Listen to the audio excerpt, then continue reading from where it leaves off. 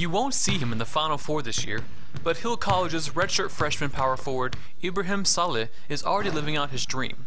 Until 3 years ago, Saleh lived in Abuabo, a small suburb of Kumasi, Ghana. Like most kids in his neighborhood, soccer was a sport of choice as a child. But when officials of an under-12 league saw his large physique, they didn't believe he was of age. So he kicked soccer out the door. I get really frustrated, they didn't register me, so that's what basically made me shift to basketball. Ibrahim came to America with a One Dream Foundation, a foundation that helps student athletes from around the world come to America and get an education. After 2 years at the Glenelg Country School in Ellicott, Maryland, he is now a Rebel at Hill College. Basketball brought me here. Basketball gave me an opportunity to able to do all these things. But there's more to him than basketball. 2 years ago, his desire to give to others led him to start the Saleh Self-Development Center. His foundation provides rice, mosquito netting, and medical supplies such as diabetic blood testing kits to the people of Abuabo, Ghana. This foundation grew very large and able to have my mate to go back to Africa with me and volunteer in this foundation and educate people to live a good life. Ibrahim's craving to give to others caught the attention of both his teammates and coaches. You don't find kids these days that have as much compassion and care and willingness to help others as Ibrahim, and those are the main character traits about him. He's always, regardless of what he's doing, is looking some way to help someone else. Coach Barikoff has known Ibrahim since his arrival in America and has grown into a father figure for him.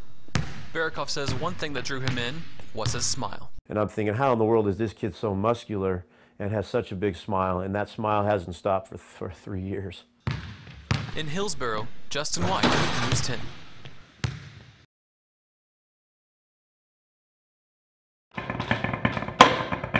Five years ago, Josh King could not tell you anything about band, but in 6th grade, the band director convinced him to join. He said, "Hey, I like you. Do you plan on doing percussion?" At first, I didn't know what percussion meant. I just nodded my head and said, yeah. And now, Josh is a champion. The Percussive Art Society International Convention awarded him first place in snare solos for the 2nd straight year. The junior says his success comes from hours of hard work and his percussion instructor, Damon Vella. I could call him at 12 o'clock in the morning, and he'll come up to help me practice. Vella is in his 10th year at Lorena ISD and says the band program has come a long way. Once you have success, then the other kids build upon it, and then the younger ones have their heroes right above them. So the students definitely feed off each other. Josh's victory is a big accomplishment for a band with only about 50 members. Many people have actually wondered that, how can a smaller program achieve what some of the top programs are having trouble doing? I think it's just, we are all definitely committed and dedicated to achieving our goals. Josh is now preparing for more competitions, creating new challenges for the band program at Lorena High School. In Lorena, Justin White, News 10.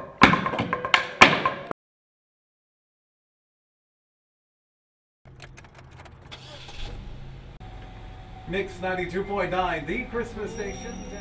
About this time every year, there's one thing you're sure to notice on the radio. Here comes Santa Claus, here comes Christmas music. down Santa Claus Lane. Some stations like Mix 92.9 started playing Christmas music non-stop at midnight on Thanksgiving. Christmas music is my absolute favorite. I look forward to this time of year the whole year long. But how much is too much? Towards the end of it, I may get tired of hearing the same songs. But there's some funny songs, so that's good. Something new people hadn't heard. But they might get tired of hearing the same traditional song over and over again. Request via text. One DJ says that if you're feeling a little over-Christmased, there's nothing wrong with taking a little break. You need to take some personal time and some me time, so if that means, taking a long bath or something like that to take a break, then that's what you need to do. But whatever you do, just remember. It's Christmas. It's once a year. It's wonderful. And that is Gloria Stefan, Christmas. Justin White, News 10.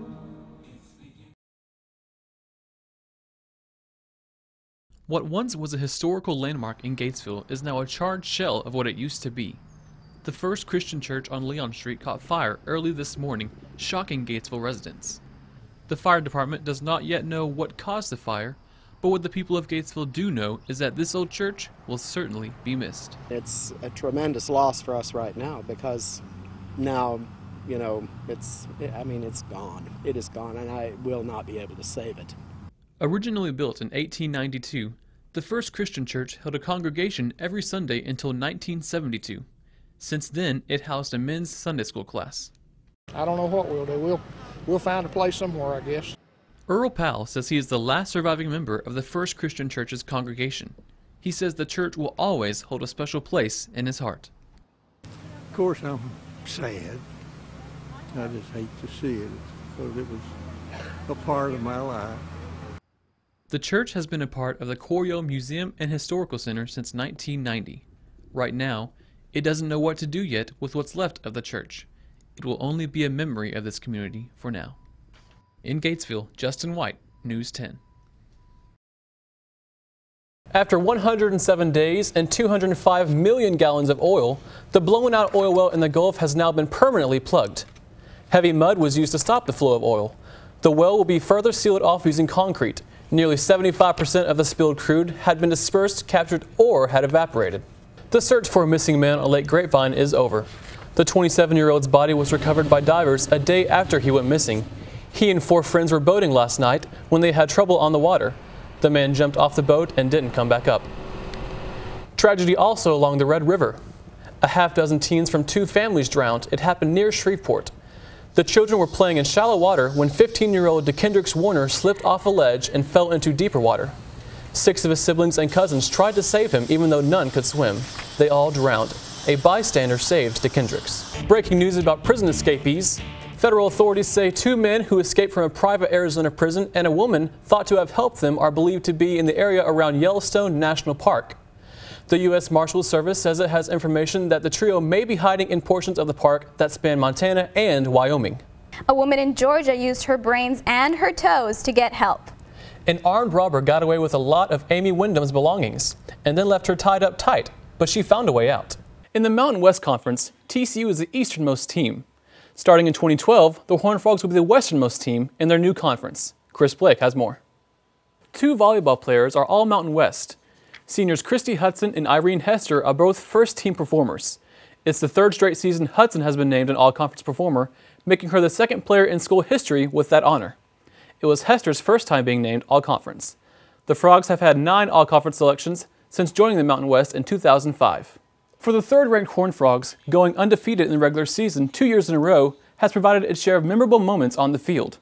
But it's more than just the visuals that have made the 2 seasons spectacular. Thomas Koenig explains. Construction has been a constant on campus the last few years, and it won't change anytime soon. Kobe Hall and the Worth Hills area are due for renovations. Sarah Fleischer has more. That's all for our last show of the semester, but our coverage will continue online. From the football team's bowl game to any other news that breaks around TCU, check out TCUDailySkiff.com. We'll see you next time.